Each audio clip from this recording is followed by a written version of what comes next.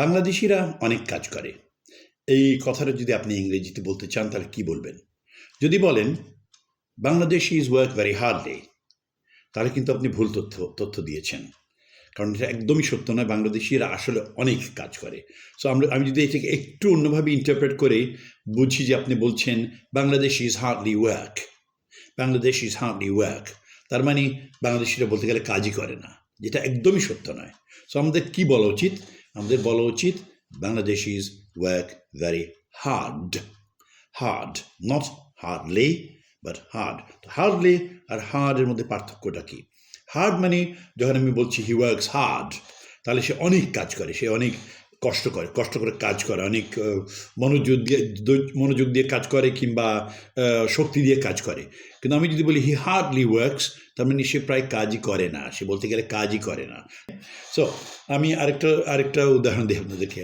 Think hard before you answer the question. Think hard before you answer the question. তাহলে কি?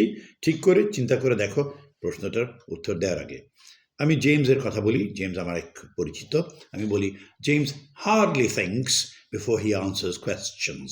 James hardly thinks before he answers questions. তার মানে কি? James হলো একটা গর্দভ। সে হয়তো বা এটা কিংবা সে একটা জিনিয়াস, মানে সে চিন্তা না করে উত্তর দেয়। সে বলতে গেলে চিন্তাই করে না একটা উত্তর দেওয়ার আগে। তার মানে হয়তোবা সে অতিরিক্ত চালাক কিংবা সে একদমই চালাক না। সো আরেকটা উদাহরণ দেই। I hardly know the man. I hardly know the man. I hardly know the man. তার মানে আমি ওই লোকটাকে বলতে গেলে চিনিই না। ঠিক তার উল্টোটা কী হবে? I know the man very well. I know the man very well. তার মানে আমি সেই লোকটাকে ভালো করে চিনি। I hardly know the man, এর অর্থটা হলো যে আমি লোকটাকে বলতে গেলে চিনিই না। সো এই কথাটা মনে রাখুন, হার্ডলি মানে অলমোস্ট জিরো। তো এই প্রেক্ষাপটে আমি একটা কথা বলি। আমি রিসেন্ট একটা ইন্টারভিউ দেখছিলাম বাংলাদেশের একজন প্রমিনেন্ট লোকের। সে লোকটা একটা আন্তর্জাতিক টেলিভিশন ইন্টারভিউতে বলছিলেন, কিংবা অন্য দেশের একটা টেলিভিশন ইন্টারভিউতে বলছিলেন সাম কান্ট্রিজ আর এফেক্টেড মোর হার্ডলি।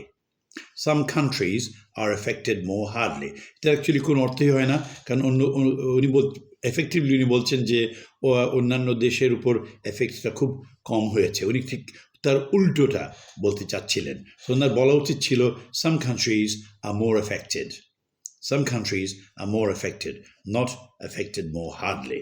হ্যাঁ, সো হার্ডলি শব্দটা নিয়ে আমাদেরকে একটু সতর্ক থাকতে হবে। সেই জন্য আমি আপনাদেরকে এই ভিডিওটা করে দেখালাম।